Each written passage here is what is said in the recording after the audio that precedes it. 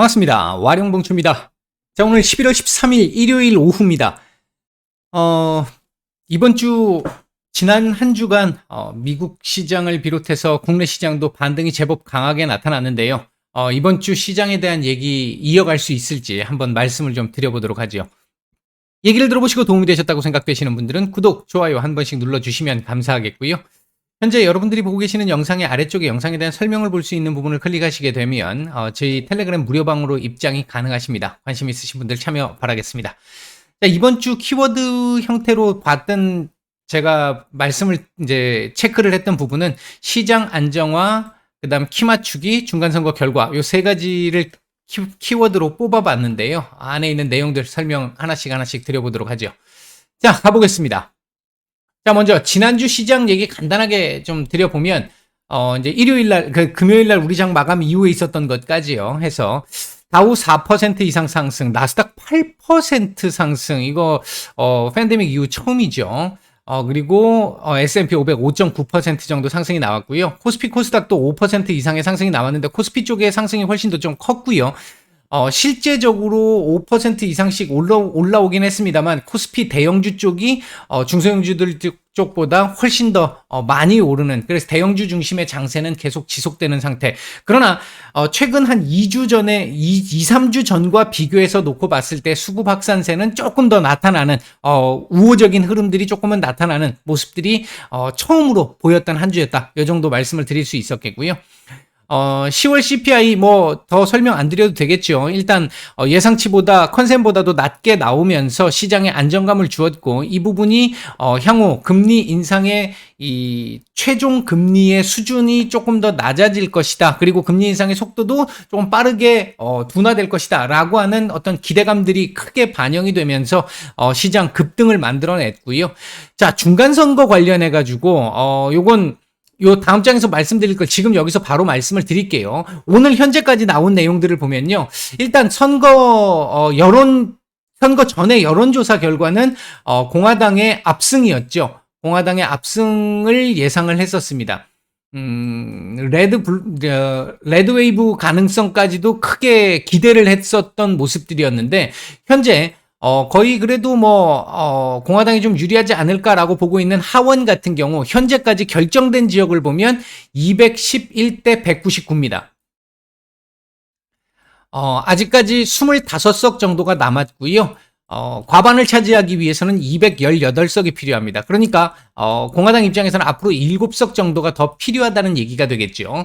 근데 현재 진행되고 있는 상황을 보면 하원은 공화당이 갖고 갈 가능성이 조금 높긴 합니다. 높긴 한데 처음에 예상치가 한 230을 넘길 것이다라고, 230석 이상 될 것이다라고 예상을 했던 것에 비해 본다면 지금 한 220에서 222 정도 보고 있거든요.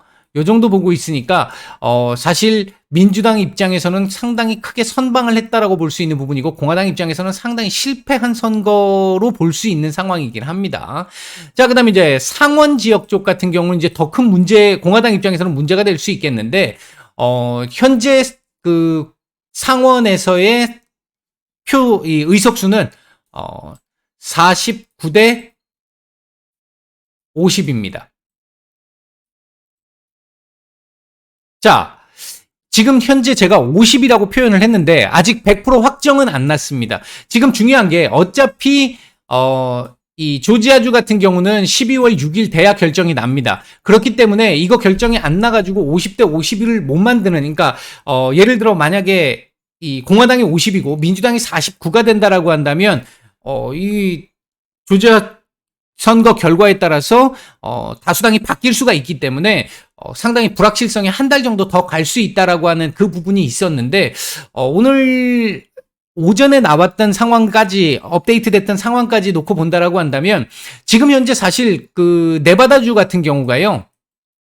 네바다주가 지금 가장 큰 문제인데, 이 네바다주가 현재 한 800여 표 정도 공화당 후보가 앞서 있습니다. 지금 800여 표 정도. 남은 지금 개표할 수 있는 표가 한 2만여 표 정도 남아 있습니다. 2만 3천 정도 남았다고 하는 것 같은데, 2만여 표 정도가 남았는데 지금 800여 표 정도로 앞서가고 있어요, 공화당 위원이. 그런데 그저께까지만 해도 2% 정도 앞서 있었거든요. 공화당 후보가 2% 정도 앞서 있었는데 우편 투표가 시작되면서부터 급격하게 그 폭이 줄어들기 시작을 했고요.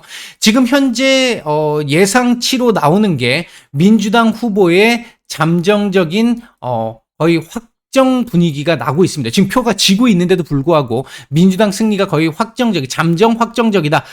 그런 부분까지 지금 얘기가 나온 상태입니다. 이렇게 돼서 만약에 50대 49가 결정난다면 조지아를 공화당이 갖고 와도 50대 50. 그러면 마지막 캐스팅 보드는 부통령이 쥐고 있으니까, 부통령은 민주당 쪽에 있으니까 결국은 지금과 똑같은 상원은 민주당이 장악하는 상황이 나오게 됩니다.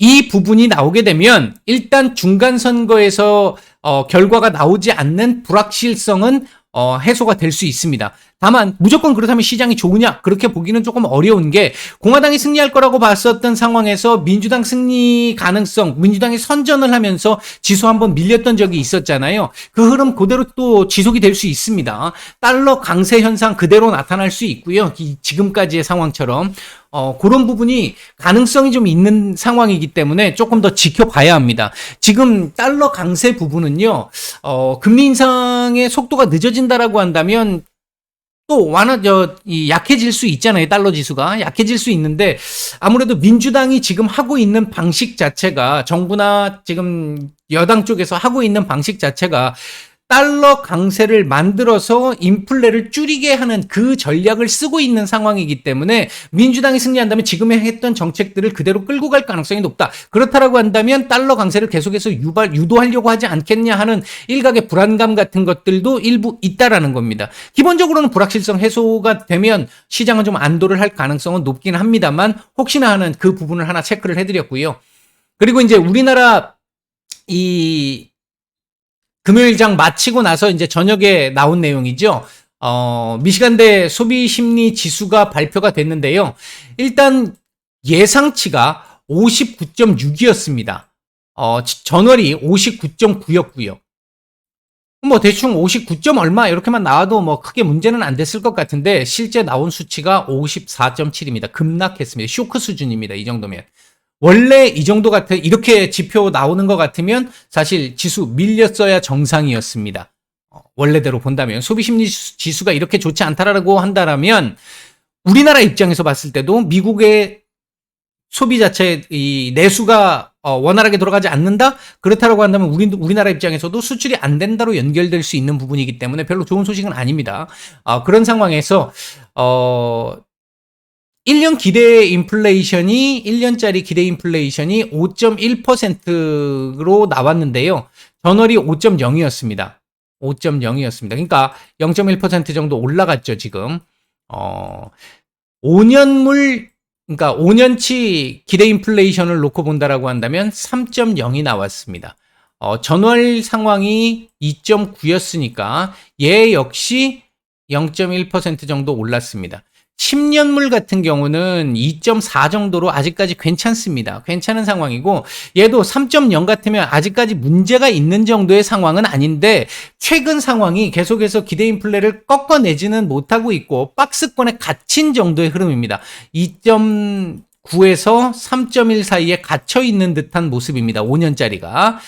요런 정도의 상황이라서 조금 불안감은 좀 계속해서 가지고 갈 수밖에 없는 상황이긴 하다. 이게 0.1 올랐다라는 것 때문에 이제부터 다시 또 기대 인플레가 무조건 올라가 이렇게 얘기할 수 있는 상황은 아니지만 떨어지는 것보다는 확실히 좀 불안하다라는 거죠. 3.1을 넘어서게 되면 아마 시장이 또 반응을 할 가능성이 높습니다. 그렇기 때문에 연준 입장에서는 이걸 두드러 잡아야 된다. 최근 CPI 발표 이후에 시장 급등. 그러면 그 부분은 다시 기대 인플레 상승으로 연결될 수 있는 부분이 있기 때문에 이번 주 연준 위원들 발언 나오면서 아마 두드러 잡는 흐름도 일부 조금 보일 수 있지 않을까 하는 생각도 한편에서는 좀 해볼 수 있었겠고요. 어쨌든 5년 인플레가 계속 조금씩 다시 올라가려고 하는 모습을 보인다라고 하는 거는 조금은 불편한 부분인 건 분명하고요. 우리가 계속 해서 봐야 할 부분입니다. 그다음에 이제 어제 우리 시장, 그러니까 금요일 날 우리 시장 오후장에 밀리지 않고 끝까지 끄집어 올렸던 부분, 그리고 미국 시장을 또 급등을 만들었던 부분 중에 또 큰 부분 중에 하나가 이 중국의 봉쇄 완화죠. 기존 이 7일 정도 이 봉쇄했던 부분을 5일로 단축한다라고 했던 그 부분인데, 일단은 완전 해제까지는 내년 아마 양회까지는 가야 될 거라고 보고 있는데, 지금 중국도 경기가 워낙 좋지 않죠. 이번 달 CPI, PPI 발표된 거 보면 중국은 지금 부양책을 막대하게 써야 되는 상황입니다. 그런 정도로 지금 심각하게 안 좋습니다. 지금 중국 같은 경우는. 그렇게 안 좋기 때문에 이 부분을 결국은 지금 시진핑이 조금씩 완화를 시키고 있는데, 명분을 찾아서 가야 된다라고 생각을 한다면 WHO가 아예 이 코로나를 뭐 이제 이 정상적인 그냥 이 병의 형태로 낮추든지 아니면 양회 때까지 기다리든지 그 부분이 필요할 것 같아서 조금씩 분명히, 제가 리오프닝과 관련해서는 금요일 날도 말씀을 드렸잖아요. 리오프닝 관련해서 이제 관심을 조금 가져볼 만할 때가 된 것 같기는 하다라고 말씀은 드렸는데, 이게 이제 과거처럼 여러분들 지금 생각하시는 것처럼 이제 그럼 다시 리오프닝의 어떤 이 세상, 리오프닝이 날개를 달고 한번 강하게 올라갈 수 있는 그 부분까지는 조금 더 기다려봐야 하지 않을까 하는 생각이 좀 듭니다. 그나마 좀 다행스러웠던 건 리오프닝 섹터들이 지금 실적 발표되는 거 보면 생각보다 지금 양호한 흐름들을 보이고 있다라는 것 자체가 굉장히 긍정적으로 볼 수 있는 부분이기는 해요. 하지만 요 부분이 결국은 봉쇄 완화와 함께, 지금 최근 중국 봉쇄 때문에, 지금 2, 3년간의 봉쇄 때문에 중국을 떠나는 공장들이 워낙 많아지고 있고, 중국, 그러니까 차이나 런이라고 부르고 있죠, 요즘에. 중국으로부터의 엑시트 자금들이 많이 늘어나다 보니까 중국 입장에서는 그걸 다시 잡아내기 위한, 주저앉히기 위한 부양책, 당근들이 필요할 것 같은데, 그거 중에 하나가 일부 조금 나온 거고요. 앞으로도 부양책은 아마 계속해서 조금씩 더 나올 걸로 보고 있습니다. 자, 그 다음에 이제 연준 위원들의 발언들이 있었는데, 기존의 중립이거나 매파적 성향을 가지신 분들은 기존의 매파적인 얘기를 그대로 하셨어요. 이번 거는 좋았지만, 아직까지, 너무 전체적으로 너무 높다. 아직 잡혔다고 얘기할 수 없다. 이런 쪽이었고, 비둘기파적 성향을 가지신 분들은 이제 본색을 드러내기 시작하셨죠. 이제부터는 속도를 늦추는 게 맞아. 홀드하는 게 맞아. 나는 4.5까지만 볼 거야. 뭐 이런 정도의 얘기들이 지금 나오고 있습니다. 이제 이번 주, 또 많은 분들이 있기 때문에 곧 봐야 되는데, 그건 좀 이따 말씀드릴게요. 그 다음에 이제 오늘 나왔던 뉴스죠. 지난주 금요일부터 스물스물 나오기 시작을 했다가 오늘 공식적으로 우크라이나에서 헤르손 탈환을 선언을 했습니다. 일단 이 부분은 굉장히 한편으로 생각하면 다행스러운 부분이고, 우크라 재건주들 반응을 좀 볼 수 있는 부분이긴 하죠. 다만 러시아가 여기서 과연 어떻게 할 것이냐, 핵을 쓰기는 조금 어렵기는 할 텐데, 이 전술핵이라고 하는 부분이 있기 때문에 이걸 어떻게 할 것이냐. 푸틴 입장에서는 이대로 물러나면 정치적 생명이 끝날 수도 있는 상황입니다. 그렇기 때문에 아마 최근에 이제 평화 회담을 해보자, 이 휴전 협상을 하자, 뭐 이런 얘기들을 러시아 쪽에서 지금 먼저 던지고 있는 게 아닌가 싶은데, 지금 현재 있는 크림반도나 그다음에 돈바스 지역은 요거라도 먹어놔야 그래도 푸틴 입장에서는 전쟁을 했던 명분이 돈바스라도 얻었고, 이 돈바스를 얻었다라는 얘기는 결국은 크림반도와 연결을 시켰다라는 얘기가 되는 거기 때문에 그쪽에서 명분을 찾을 수는 있을 텐데, 지금 젤렌스키 우크라이나 대통령 입장에서는 그걸 받아주지 않고 있는 입장이라서 일단 그 부분 어떻게 진행될지는 좀 더 봐야 되겠죠. 그다음에 이제 FTX 사태가 있었는데 암호화폐 시장의 변동성, 이 부분은 아마 단기적으로 해결은 좀 안 될 것 같기는 합니다. 근데 지금까지 암호화폐 시장과 나스닥 그리고 신흥시장 거의 비슷한 움직임들을 보였습니다만, 요번 주 들어오면서 이제 이 사태 이후에 약간 지금 이 디커플링 되고 있는 상황들이 지금 나타나고 있죠. 아마 이 상황은 계속해서 조금 더 진행되지 않을까 생각이 됩니다. 똑같은 위험 자산이라고 해서 똑같은 위험 자산은 아니다. 이렇게 아마 해석이 될 가능성, 앞으로 당분간은 그런 분위기가 조금 더 진행될 가능성이 있어 보인다. 이렇게 일단 하나 말씀을 드릴 수 있겠고요. 자, 이제 이번 주 얘기를 좀 해보도록 하죠. 아까 설명 이거 길게 드렸습니다. 자세하게 말씀드렸어요. 이번 주에 오늘 아니면, 그러니까 다음 주 초반 정도에 월, 화, 수 안에 아마 결과가 나올 것 같습니다. 만약 네바다를 민주당이 갖고 간다라고 한다면 일단 중간선거는 끝납니다. 결과는 이걸로. 이랬을 때 불확실성 해소만 작용할 것이냐 아니면 달러 강세 나타날 것이냐 그 부분 체크해봐야 될 것 같고요.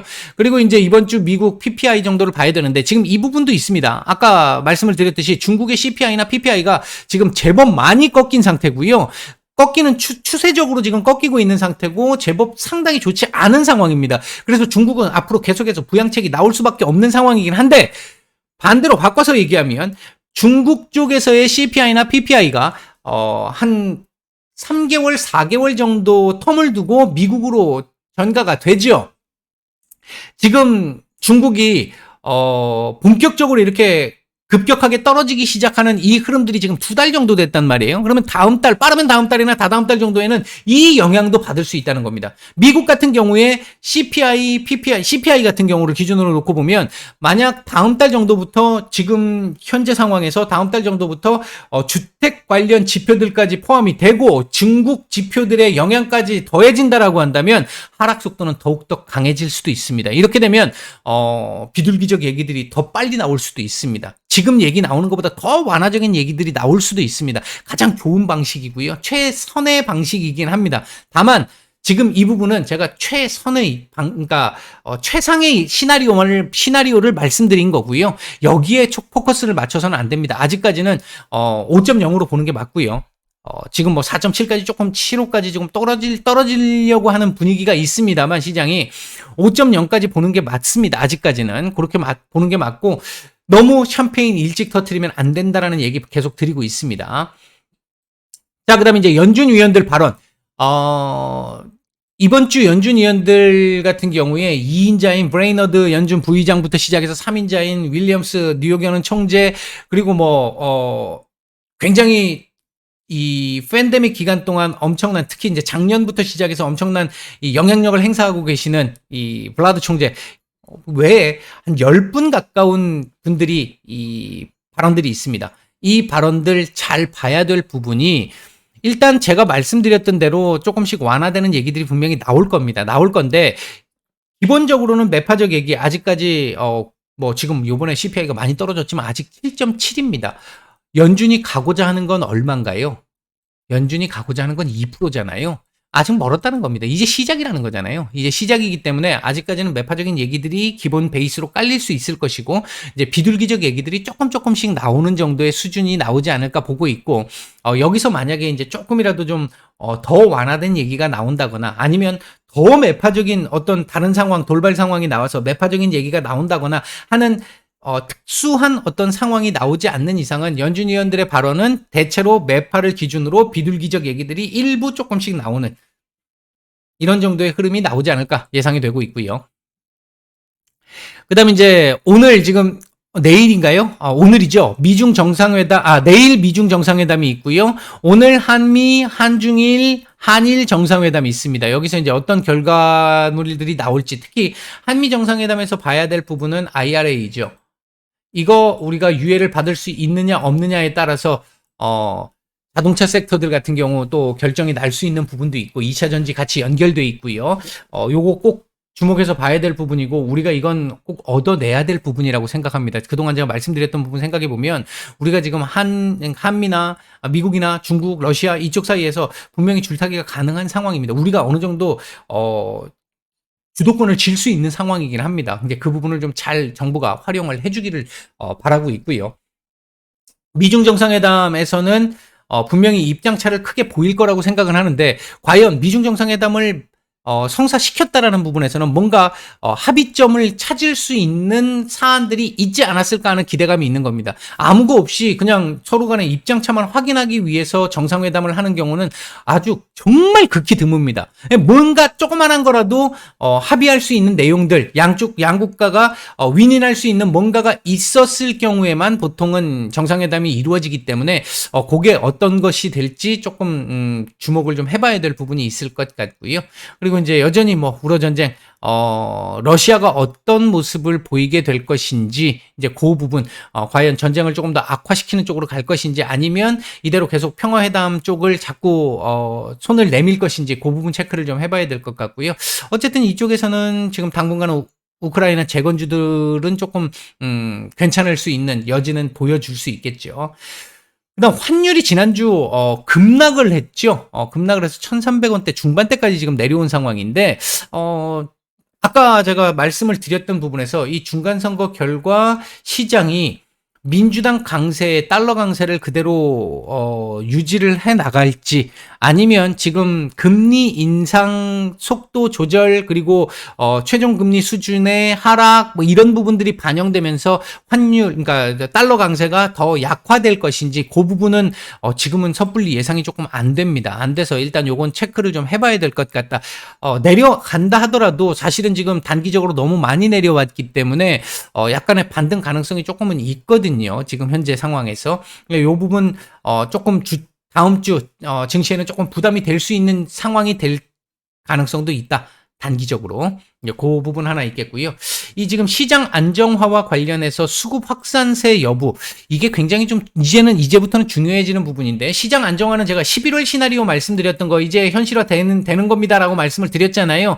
이제부터는 조금 해볼 만한 시장이라고 해서 지금 우리 반등이 제법 많이 나왔습니다만, 이렇게 내려오다가 이제 반등이 이렇게 좀 나왔는데, 이 상황에서 계속해서 V자로 가는 이 그림은 아닐 가능성이 높다라고 말씀을 드렸고요. 일정 정도 올라가고 나면 그 다음부터는 박스권을 그릴 가능성이 높습니다. 이게 제가 말씀드린 11월 1월 시나리오, 현실화됐을 때의 시나리오입니다 라고 말씀을 드렸는데, 아마 앞으로는 요렇게 움직일 가능성이 조금 더 높아 보인다.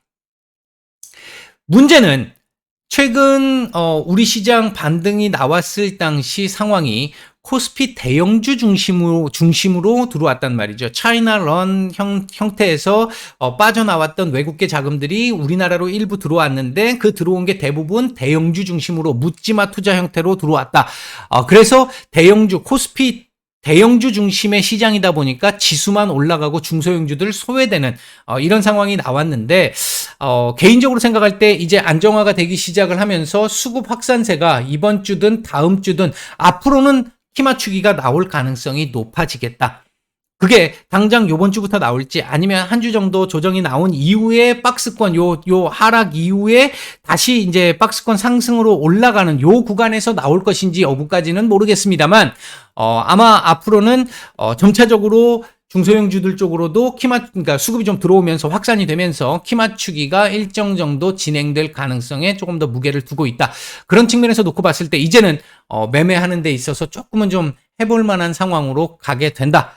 지금 데드캣 바운스니 어쩌니 이런 얘기들 많이 있는데요. 아직까지 이게 이렇게 보시는 게 맞다고 저는 보고 있습니다. 우리가 지금 지난 1년 반 가까이 이렇게 장기 하락을 했습니다. 장기 하락을 한 상태에서 얘가 이렇게 올라가는 건 현실적으로 지금은 어렵다라고 했던 그 부분을 말씀을 드린 거고요. 지금 단순하게 금리 인상의 이 속도가 늦어진다, 그다음에 최종 금리 수준이 약간 낮아진다, 그것만 가지고 되지는 않습니다. 금리가 4.75든 5.0이든 딱 그 금리, 최종 금리가 찍히고 나서 그다음부터 홀드를 하잖아요. 홀드를 하는 그 부분이 금리 인하로 내려가기 전까지는 이렇게 다시 폭등하는 이런 그림 나오기는 쉽지 않습니다. 따라서 더군다나 지금 그 경기 상황이 계속 안 좋아지면서, 경기 침체에 가까워지면서 기업들의 영업이익률이 자꾸 떨어지고 있잖아요. 영업이익 자체가 많이 떨어지고 있기 때문에 눈높이를 자꾸 조금씩 낮아질 수밖에 없습니다. 따라서 얘가 일정 정도 지금 과도하게 내려왔던 이 부분 반등이 좀 나왔다가 그 다음부터는 약간 또 눌림, 그리고 나서 다시 반등, 이러면서 우리나라에게 매우 익숙한 그림이죠. 박스피 하는 요런 형태로 당분간 진행이 될 가능성에 조금 더 무게를 두고 있다. 중요한 부분은 여기서 더 이상 내려가지 않는, 이제 전 저점까지 이렇게 훼손하려고 내려가지 않는 이런 흐름이 나오게 됨에 따라서 아마 매매하는 데 있어서는 조금 확실히 좀 나아질 거고요. 여러분들이 아마 이제부터는 조금 정신을 차리고 보셔야 될 부분들이 좀 있을 거예요. 종목들도 좀 그동안 좀 찾아 놓으시라라고 말씀을 드렸는데 그 부분도 좀 생각을 해보셔야 될 거고, 이제 매매에 대한 얘기들, 그리고 현재 가지고 있는 종목들도 아마 정말 괜찮은 종목들은 올라올 겁니다. 올라오기 시작할 거고요. 이제 뭐 어떤 게 먼저 올라오느냐의 차이지 올라올 거고요. 대신 그 과정에서 올라오기가 좀 어렵다라고 판단되는 종목들 같은 경우는 아무래도 이제 교체도 고민을 해보셔야 되는 시점쯤 와 있다. 이렇게 일단 정리를 해드릴 수 있겠고요. 이번 주 코스피 레인지는 2460포인트를 저점 형태로 두지 않을까 보고 있고, 2540포인트 정도까지를 보고 있는데요. 일단 주 초반 중요한 건 이겁니다. 이번 주는 이렇게 될 가능성에 조금 더 무게를 두고 있습니다. 전강 후약 장세로 보고 있는데요. 일단 지난주 금요일 날 미국 시장 또 제법 올랐습니다. 그러면 우리 시장 월요일 날 또 조금 우리도 오르고 시작을 하겠죠. 그렇게 해서 추가적으로 좀 더 올라가고 나면 단기적으로 우리도 지금 너무 많이 올라왔잖아요. 그에 대한 조정이 이번 주에는 한번 주 후반으로 가면서 주 중후반으로 가면서 나오지 않을까 보고 있고요. 아마 주 초반에 요 근처까지 한번 찍고 밑으로 조금 더 밀릴 수 있는 여지를 가지지 않을까. 일단 기본적으로는 그렇게 보고 있습니다. 그렇다라고 한다면 내가 매매를 한다라고 했을 때도 눌릴 때, 주 후반에 눌릴 때 볼 것이냐, 아니면 주 초반에 강할 때 사서 강할 때 팔 것이냐, 아니면 뭐 지금 사서 뭐 어차피 이젠 박스권이라 그랬으니까 이거 눌려봐야 얼마나 눌리겠어, 다음번에 올라올 때 다시 그때 매도 나가면 되지 라고 생각하고 가실지, 이제 그 부분들 결정하시는 게 맞을 것 같고요. 코스닥도 요 정도 보고 있습니다. 이번 주 키워드는 중간선거, 이번에 결과가 나왔을 때 시장 아마 지금 제가 봤을 때는 민주당이 상원을 장악할 것 같은데요. 그렇게 나왔을 때 과연 달러 강세가 어떻게 되느냐, 그 결과에 따라서 이제 그 부분 하나 좀 체크를 좀 해봐야 될 것 같고요. 그리고 이제 연준 위원들의 발언에서 혹시나 의외적인 발언, 기본적으로는 매파적 성향을 가진 베이스를 갖고 얘기를 하는 가운데 비둘기적 얘기들이 일부 조금씩 요 정도가 기본 베이스다. 요걸 벗어나는 범위에서 어떤 이 상황이 시장에 미치는 영향이 나오게 될지, 이제 그 부분은 혹시 모르는 부분 때문에 제가 말씀을 드린 거고요. 그거 아니고는 특별하게 내용은 없을 것 같고요. 중간 선거가 아마 키워드가 될 것 같습니다. 이번 주 지켜봐야 될 부분은 2차 전지, 신재생, 이건 이제 기본적으로 민주당이 상원을 장악한다라는 전제하에 볼 수 있는 부분이겠죠. 지난주 금요일 날 우리 시장도 이런 부분이 좀 있었고요. 그다음에 이제 이번 주 지스타가 개막이 되죠. 게임 섹터들 일부 조금 올라왔기 때문에 너무 많이 올라온 애들은 조금 조심을 해야 합니다. 그 다음에 이제 요번 주 또 이 제약바이오도 또 일정이 또 있죠. 그 제약바이오 일정 있는 종목들 한번 체크 한번 해보시고요. 그 다음에 이제 우크라 재건, 이건 이제 헤르손 탈환에 따른 부분들이 조금 또 진행이 될 가능성이 있습니다. 다만 여기서 우크라이나 재건주 관련해 가지고는 네옴시티하고 연결되는 종목들 되게 많잖아요. 네옴시티 지금 지난주 너무 많이 올랐죠. 요번 주 한 주 정도는 조금 쉬어주는 상황으로 간 이후에 아마 주 후반 정도에 이제 이 빈살만 왕세자의 방안, 이거 관련해가지고 그때부터 또 기대감을 또 한번 강하게 보일 수 있겠죠. 거기서 결과물들이 일정 정도는 나올 거라고 생각하는데, 그렇게 되면 원전도 있을 거고요. 그 다음에 기본적인 겁니다. 원전도 있을 거고, 그 다음에 건설, 토목 등의 뭐 우리 기존의 SOC 관련한 애들, 그리고 스마트 시티라고 했어요. 그러면 스마트 그리드 쪽도 한번 생각해 볼 수 있을 거고요. 뭐 많습니다. 관련해서는 제가 다음 주 목요일 날 라이브 방송에서 말씀을 드리겠다. 내년 전망하고, 그리고 관련주들 이런 것들 말씀드릴 때 같이 말씀을 드릴 수 있도록 하겠습니다. 아무튼 아직까지 우리가 샴페인을 터뜨릴 수 있는 상황은 아닙니다만, 그동안 1년 반 정도 동안 정말 고생을 많이 하셨던 이 구간이 이제는 최악의 상황 정도는 제거가 되는 정도의 상황이다. 이제 다시 우리 정상적으로 최상의 상황까지 가기는 아직까지는 좀 시간이 걸리겠지만, 이제부터는 조금 그래도 숨들은 좀 쉴 수 있는 상황은 충분히 만들어진 상황이다라고 볼 수 있을 것 같습니다. 남은 휴일 잘 마무리하시고 내일 뵙도록 하겠습니다. 마치겠습니다.